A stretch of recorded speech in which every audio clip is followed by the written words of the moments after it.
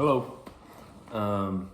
Today, discussing the Odyssey once again, and I've never seen. There's certain movies people recommend, like Brother, Where Art Thou? I've never seen the movie, but people tell me that it's sort of a retelling of the Odyssey. Now, I believe that my life is a modern retelling of the Odyssey, at least internally. And it probably is for you as well. I think it is for everybody, especially internal spiritual development. It's about becoming a man, I think, and becoming a developed person. And a lot of things can be drawn from the Odyssey, from the struggles, from the hardships that Odysseus endures. And so today we're talking about Polyphemus, which is the cyclops that they stumble on. And last time we left off a little bit on this. So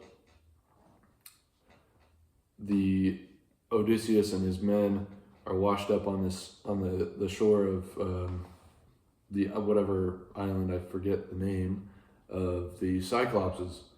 And the Cyclops people are these giants with one eye that live in this land that is sort of, they don't have to farm, they don't have to,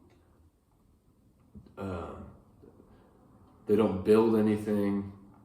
Okay, they don't build ships. They don't build houses. They don't build ships. So they don't ever get out. They don't have any kind of exploration, nothing like that, which is completely counter to especially somebody like Odysseus, who's an explorer.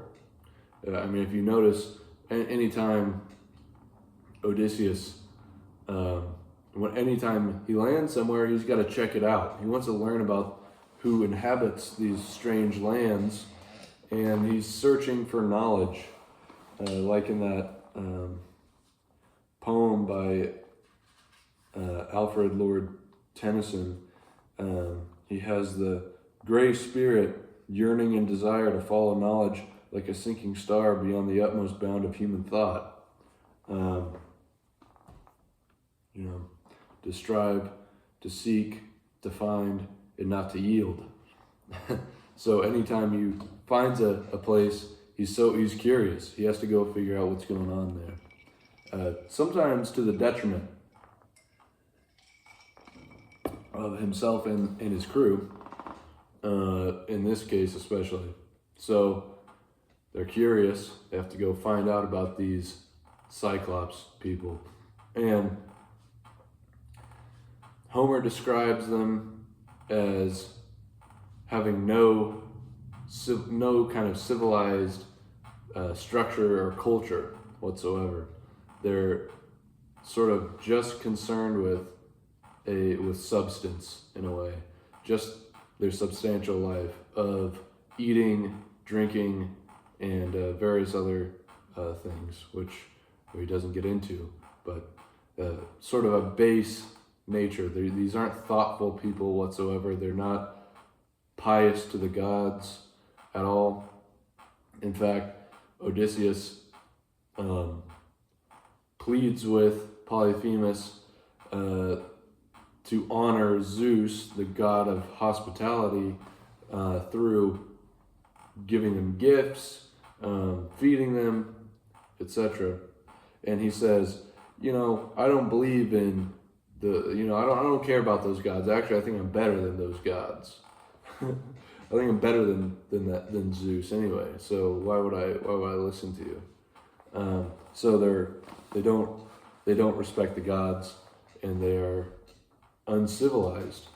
The largest, or the basest form of civilization that they have is their proximity to one another, and they have families. So they have to have some sort of reproduction, presumably. But that's the lowest form of community, the most basic form, which you'll know about if you read Aristotle's Politics, he when he's sort of deconstructing politics and civilization, he breaks it down into its most basic component parts, and he starts off with the family. He says that that's the sort of basic form. So that's what the cyclopses have. Cyclops is, I'm not sure what you would say, but so they get to this Cyclops' cave. Now it's a cave that they wander into, and it's this massive place. And there's all kinds of sheep pens, and there's baskets with cheese. They're sort of overflowing with cheese, and when they get there, the Cyclops is gone. Polyphemus is not home when they arrive. So they go in and they're looking around and like, oh, where is this guy? And they're like, man, we're awfully hungry. I'd sure like to eat some of this good stuff that he's got here. So I believe that some of Odysseus' men entreat him to just take some of these sheep and get out of there, and some of the cheese and whatever else, and just sort of escape and get out of there. And Odysseus says, "No, I'd rather figure out who this guy is and see if he's going to give me some good gifts, because that's what happens a lot of the time when he discovers peoples that eat bread, as he would say. Do they eat bread? He's trying to find out if these people eat bread, meaning, are they human? Are they, are they cannibals? What are they? If they eat bread, they're probably human, which means that they're probably, hopefully, hospitable, right? Because they met the lotus eaters already, who didn't eat bread.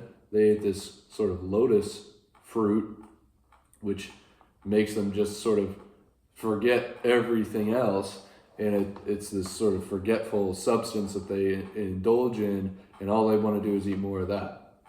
And it distracts his men from their true purpose, which is getting home.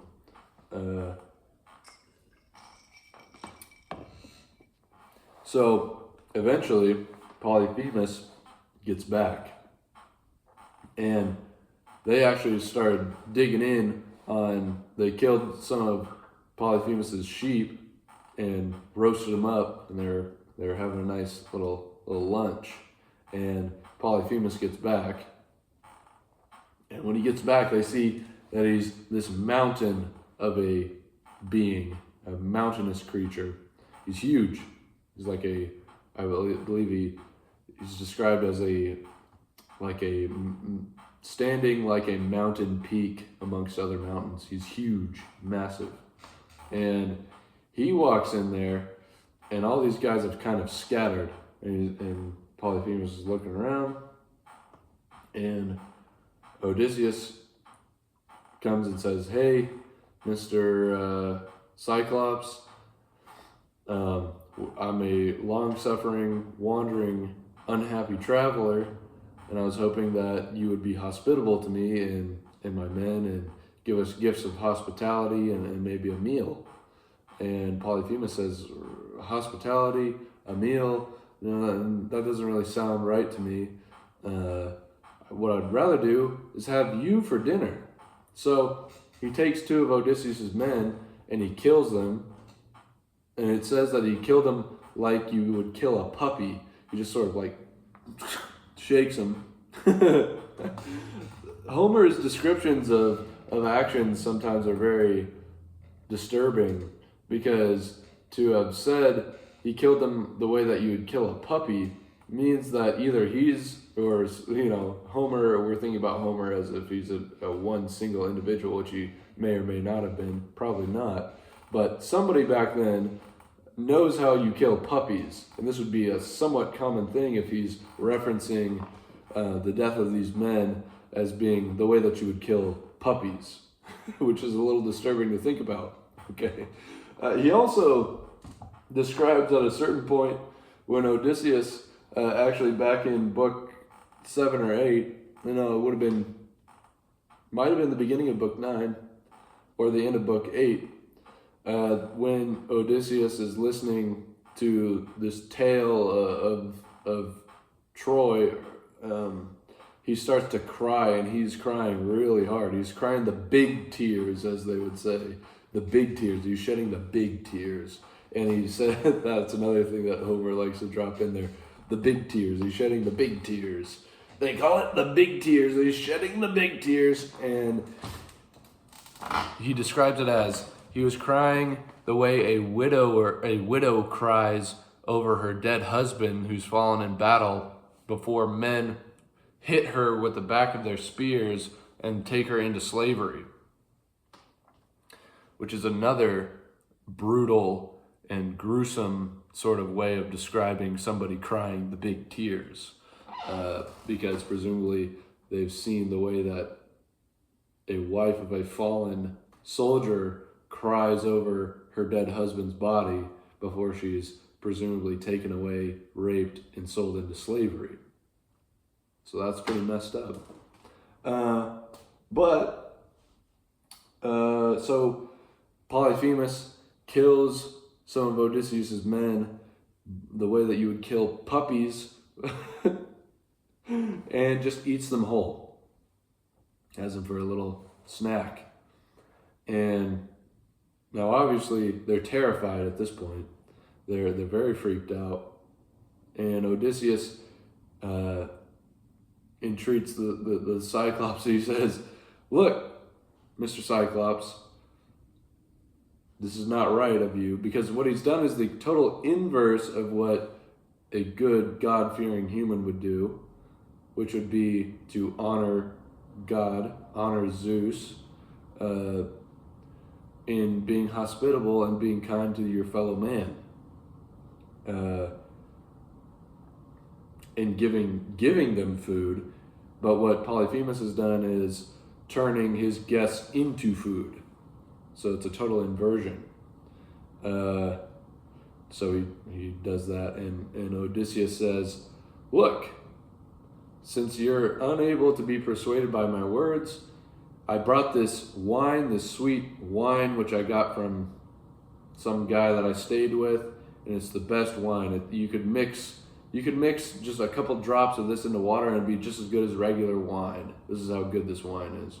So he gives the Cyclops three bags of this wine, and the Cyclops just slugs it down. And now he says, oh man, that was sure good. What's your name? Odysseus says, my name that my parents gave me is Nobody. So from where I'm from, they call me Nobody. And Polyphemus says, well, I sure appreciate that, Nobody. That was really good wine. For your gift of hospitality that you want so bad, I will eat you last. And then he goes to sleep, because he's like, basically, he gets drunk off of this wine, this really potent, really powerful, sweet, dark wine, and he falls asleep. Now, Odysseus has been planning a little bit. They find this pole, this massive pole. It's a big log or a tree that has been felled by the Cyclops, and it says that he was going to use it as a walking stick. He describes it as being big enough to be the mast of like a ship. So this is a big, it's like a telephone pole. And what Odysseus and his men do is they shave it to a point, the end of it, they shave it to a point so it's sharp and is sort of green, so they put it over this fire and they kind of roast it and cook it and harden it so that it's not all pithy, I suppose, though it's hardened and it's pointed at this point. And so they take it, they roasted it over the fire, and it's glowing. And what they do is they draw lots to see, because they're going to shove it in this Polyphemus's eye, where they draw lots to see who's going to help Odysseus with this task. And so you've got 3 or 4 strong men to hoist this into Polyphemus's massive singular eye. And so they take it and they shove it in, they pack it and like shove it into his eye. And Odysseus is in the back, he's like twisting it, it's like a drilling in to his eye. Oh, I forgot to mention that at the before this happens, Polyphemus is passed out and he's actually vomiting up pieces and chunks of Odysseus's buddies, which is pretty gruesome. But they drill this log into Polyphemus's eye, and it says that the blood was coming out like crazy, and it's seared. It was making a hissing noise, like when a blacksmith sticks a red hot sword into water to cure it or whatever, and it's sizzling. And so Polyphemus is blind at this point, and he cries out, and to presumably his neighbors, he's crying out, and he's like, "Oh!" And his neighbors or whatever are like, "What's wrong, Polyphemus?"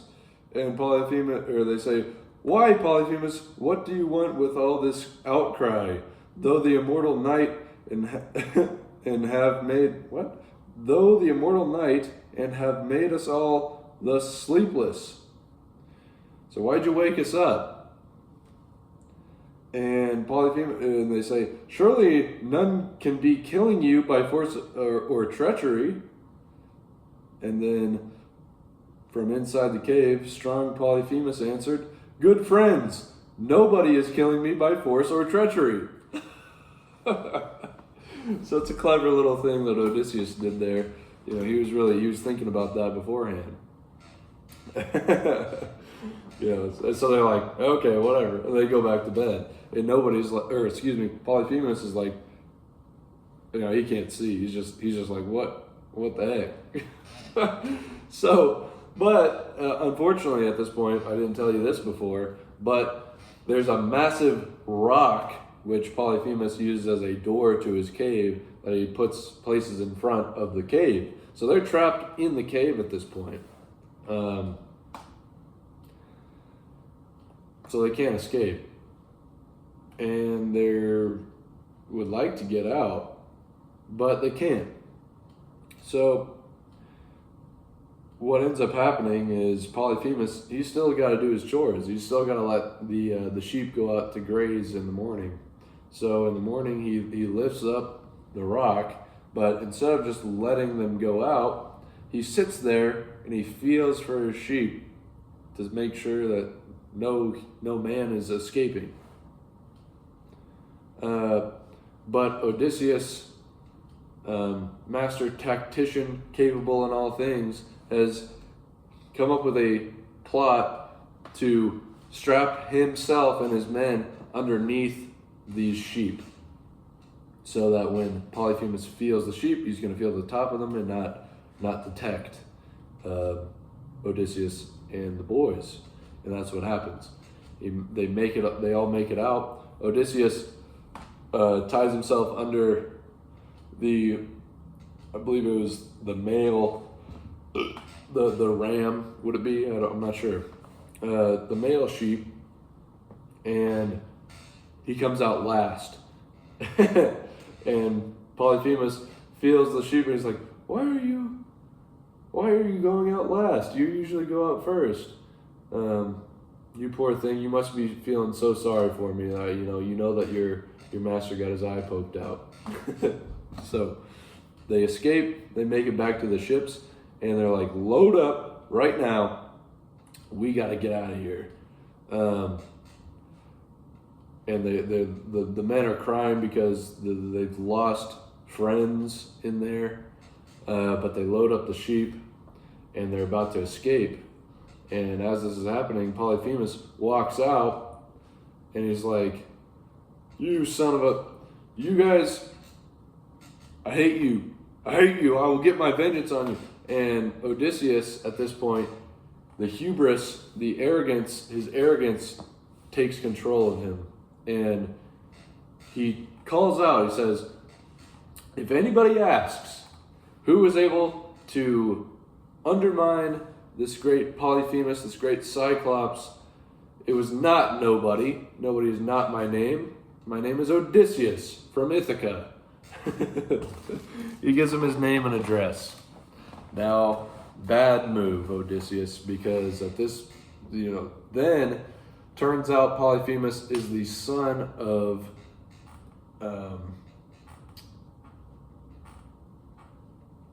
why can't I not think of the god's name?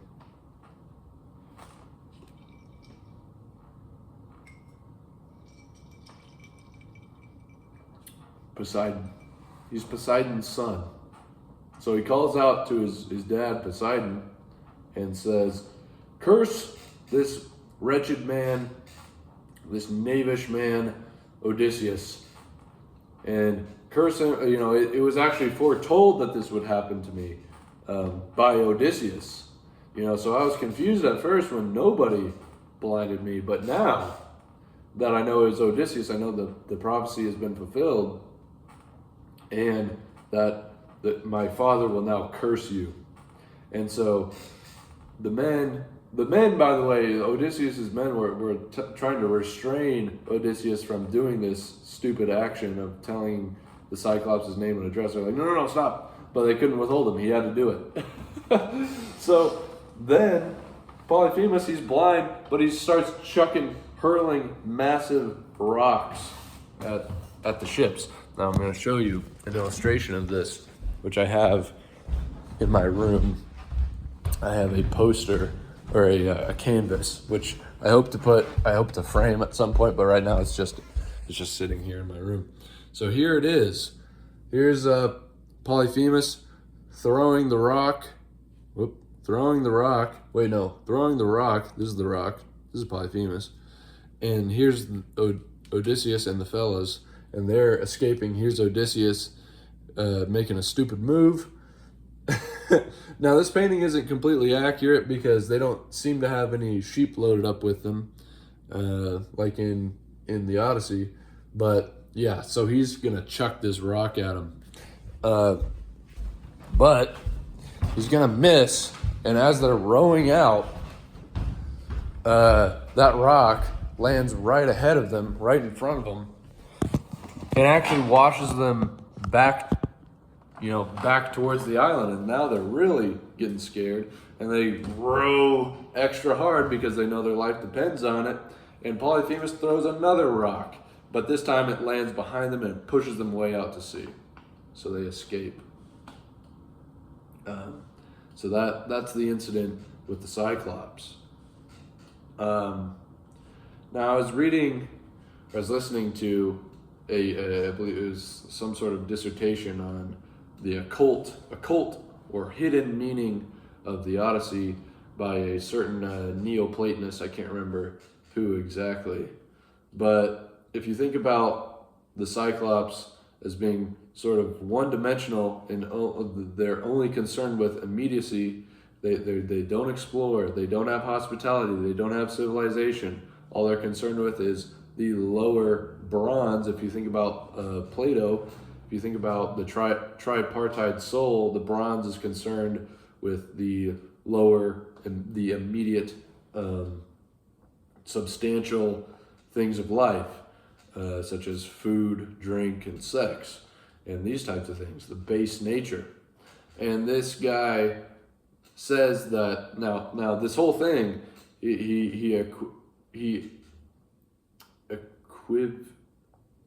what am I trying to say? He equates to a spiritual odyssey. Now, I think this is an amazing way of thinking about it, because I think that it applies. Everybody's on a spiritual odyssey, whether you know it or not. And this Neoplatonist reading of it says that the Cyclops represents Odysseus's natal daimon. So what that means in Neoplatonist language from people like, who would it be? Porphyry. The natal daimon is also connected with like astrology and some wacky, goofy stuff, but that I don't really know about. But is the natal daimon is this sort of, when you're born, you have this natal daimon, this spirit that is your kind of guiding spirit.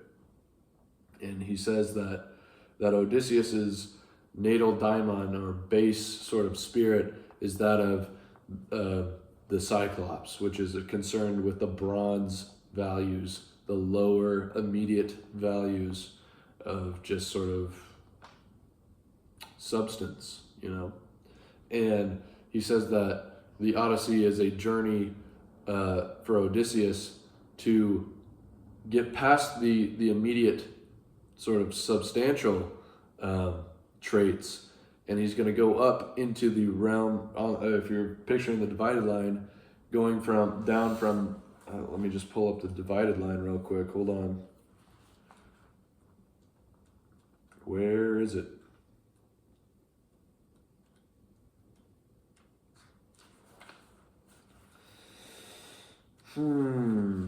Okay. So he's going down from here. He's going to go from substance. He's going to go to imagination, but then through the journey, he's going to ratchet up into reason, the realm of reason and purification of the soul, the correct ordering of the soul. So from he has to blind that part of him. So in a Christian way, you could equate that to if a part of your flesh causes you to stumble, cast it from you. If your eye causes you to lust, cast it from you. This is what's going on with Odysseus. He has to blind his base nature, which would be Polyphemus. I think that's an interesting way of reading it. I kind of like it. All kinds of things in the Odyssey apply like that.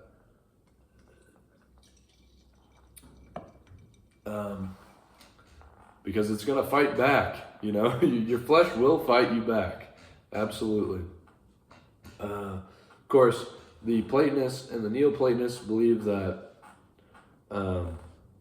the end goal is to live a life of pure reason and pure, aside from the body, which I gotta go.